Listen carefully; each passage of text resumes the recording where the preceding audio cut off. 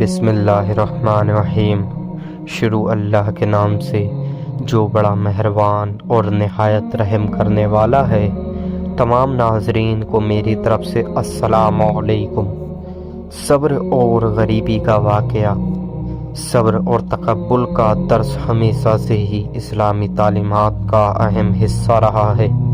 اللہ قرآن میں فرماتا ہے اور صبر کرنے والوں کو بے شمار اجر دیا جائے گا۔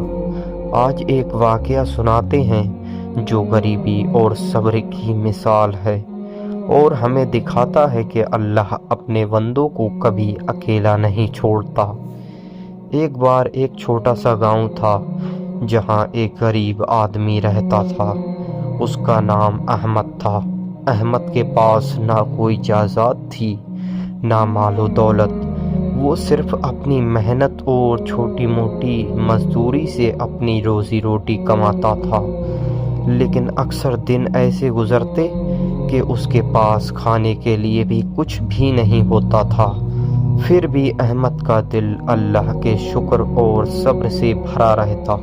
وہ اکثر دعا کرتا، یا اللہ تو میرے حال سے واقف ہے، تو ہی میرا سہارا ہے۔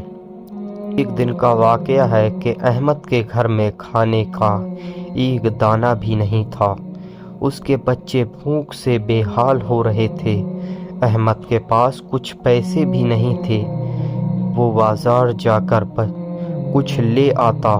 اس مشکل وقت میں بھی احمد نے اللہ سے شکایت نہیں کی، بلکہ وہ اپنے سجدے میں گرا اور دعا کی، یا اللہ میرے صبر کا امتحان لے، لیکن مجھے اپنے کرم سے کبھی محروم مت رکھنا۔ احمد نے اپنی دعا کے بعد اللہ پر بھروسہ رکھا اور گھر کے باہر جا کر بیٹھ گیا۔ اس کا دل یقین سے بھرا تھا کہ اللہ اس کی مدد ضرور کرے گا۔ کچھ ہی دیر بعد ایک غزل گانے والا قافلہ اس کے گاؤں سے گزرا۔ قافلے کے ایک بزرگ شخص نے احمد کو دیکھا اور کہا، تمہارے چہرے پہ ایک نور ہے، لگتا ہے کہ تم کسی مشکل میں ہو، بولو تمہاری کیا مدد کر سکتا ہوں۔ احمد نے اپنی غریبی اور مشکلات کے بارے میں بتایا۔ اس بزرگ شخص نے اپنے قافلے کو روکنے کا حکم دیا اور احمد کے گھر میں کھانا، کپڑے اور پیسے بھیجے۔ احمد کی آنکھوں سے آنسو بہنے لگے۔ اس نے اللہ کا شکر ادا کیا اور بزرگ شخص کو دعا دی۔ وہ بزرگ شخص مسکرا کے بولا، تمہارا صبر اور اللہ پر بھروسہ ہی تمہاری مدد کا سبب بنا ہے۔ اللہ نے مجھے تمہاری مدد کے لیے یہاں بھیجا ہے۔ عبرت اور پیغام۔ اس واقعے سے ہمیں یہ سبق ملتا ہے کہ مشکل سے مشکل وقت میں بھی ہمیں اپنے اللہ پر بھروسہ رکھنا چاہیے۔